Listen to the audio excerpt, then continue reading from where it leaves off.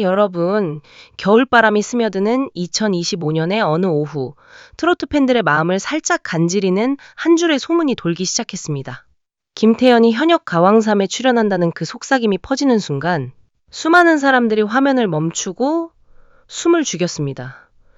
아직 13살인 그 어린 가수가 대한민국 트로트의 정글 같은 무대에서 태극마크를 향해 도전할지도 모른다는 소식.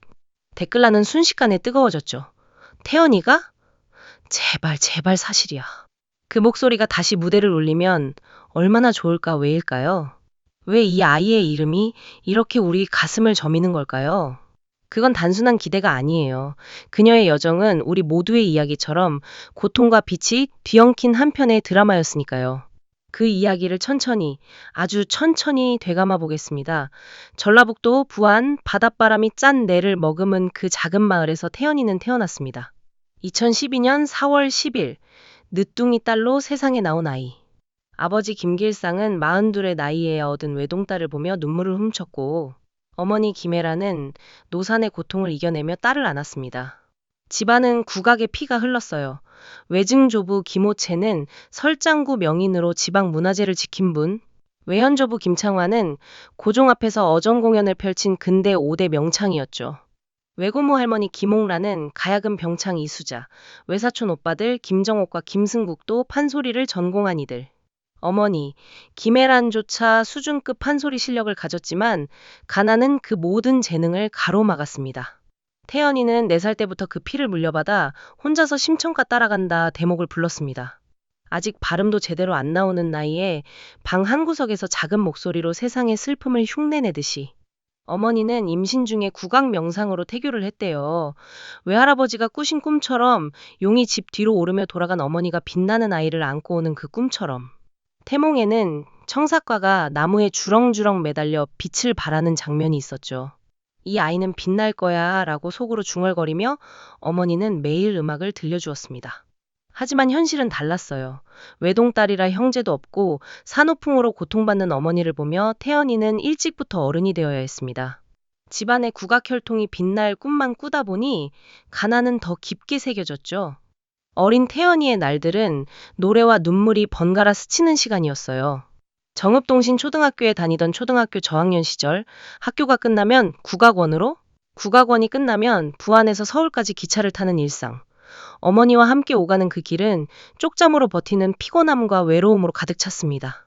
엄마, 왜 우리는 항상 움직여야 해? 라고 물을 때마다 어머니는 미소로 답했지만 그 미소 뒤에는 10,000원 한 장으로 차비를 아끼며 찜질방에서 잠을 청하던 밤들이 있었어요. 2022년 학업을 위해 서울 미동초등학교로 전학 가기 전까지 태연이는 부안과 서울을 오가며 10개월 동안 아버지와 떨어져 지냈습니다. 스케줄이 많아지면서 기차 안에서 눈물을 훔치던 아이. 가족은 국악의 꿈을 위해 모든 걸 걸었지만 그 꿈은 아직 멀었어요. 외동딸의 작은 어깨에 세상의 무게가 너무 일찍 내려앉았습니다. 가끔 창밖을 보며 속으로 중얼거렸대요. 노래를 그만두면 이 고통도 끝날까? 그 외로움 속에서 태연이는 점점 더 깊이 노래에 빠졌습니다. 판소리 심청가의 한 대목이 민요의 리듬이 그 아이의 유일한 친구가 되어주었죠. 그러나 무명의 길은 더 험난했습니다. 2016년 광주 체험마당 판소리 경연대회에서 대상을 받고 정읍 청소년 국악 경연에서 특별상을 수상하며 국악 신동으로 불리기 시작했어요. 6살 때 박정아 명창의 문화에 들어가 매주 금요일부터 일요일까지 광주로 달려가 레슨을 받았습니다. 여름 겨울방학에는 위탁년 언니 오빠들과 합숙하며 판소리를 갈고 닦았죠. 박정아, 선생님은 놀라워하셨어요. 다른 아이들은 홍보가를 배우려면 5에서 10년 걸리는데 태연이는 3년 만에 끝냈어. 힘도 좋고 감정도 깊고 가르치다 여러 번 놀랐어. 그 재능으로 대한민국 춘향국악대전 최연소 대상, 박동진 판소리 대회 대상, 진도 민요 명창대회 금상, 심지어 미국 카네기홀과 케네디 센터에서 한국 대표로 공연까지. 하지만 그 빛 뒤에는 또 다른 어둠이 있었어요. 부안군 공연장에서 매달 한 번씩 무대에 서며 인기를 얻었지만 가족의 생활고는 여전했습니다. 어머니는 서울에 처음 왔을 때 친척도 없어 찜질방에서 자고 음식은 구걸하듯 구해야 했어 라고 회상하곤 했죠. 태연이는 그런 어머니를 보며 더 세게 불렀습니다. 2019년 KBS 국악 한마당 설날 특집, 광주 세계수영대회 애국가 제창, 3.1 운동 100주년 기념음악회, 수많은 무대가 이어졌지만 아이는 여전히 신동이라는 타이틀 아래에서 숨을 헐떡였어요. 국악만 해도 되는데 왜 더 해야 해? 라는 편견, 아직 어려서 감정이 부족하다는 차가운 평가. 그 모든 게 태연이의 가슴에 상처로 새겨졌습니다. 트로트로의 전환은 포기 직전의 절박함에서 시작됐어요. 아버지가 즐겨 부르던 이미자의 여자의 일생을 따라 부르다 보니 트로트의 매력이 스며들었죠. 2020년 7월 MBN 보이스트롯의 샛별 참가자로 나섰습니다. 하지만 3라운드 데스매치에서 감기로 목이 쉬어 탈락. 끝까지 최선을 다한 그 무대는 박수를 받았지만 태연이에게는 또 하나의 상처였어요. 내가 왜 안 돼? 기차 안에서 울던 그 밤, 노래가 다시 그녀를 일으켰습니다.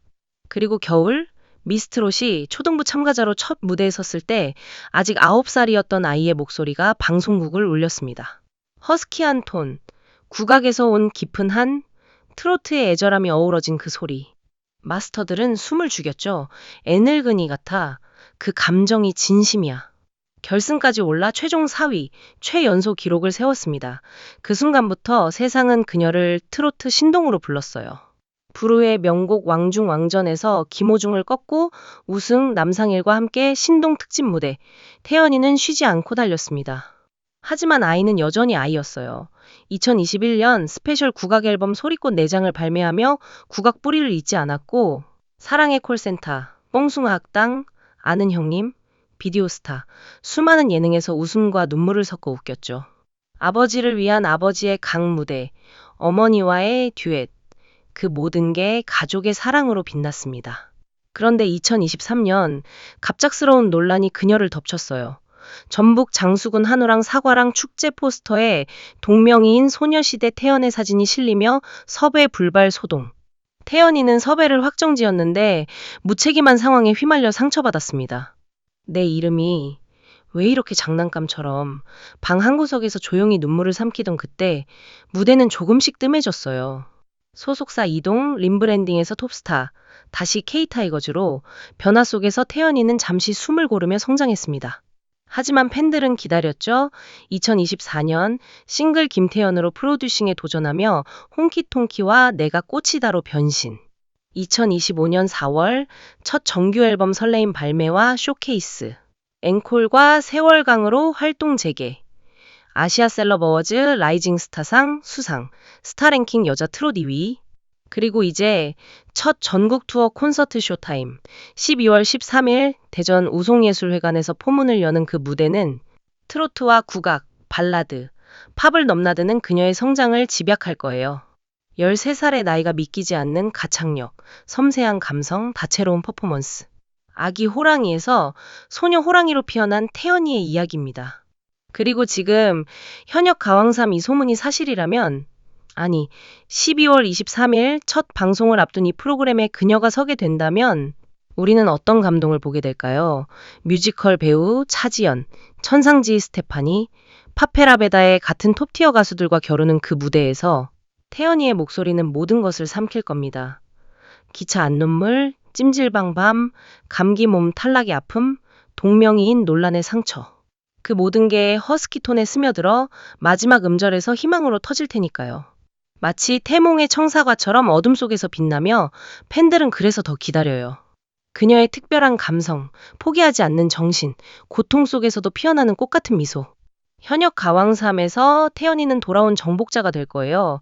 그 무대는 단순한 경연이 아니에요. 수많은 아이들과 어른들에게 너도 할 수 있어 라고 속삭이는 치유의 순간이 될 테니까. 힘들어하는 누군가의 가슴에 태연이의 노래가 스며들어 눈물을 훔치게 할 거예요.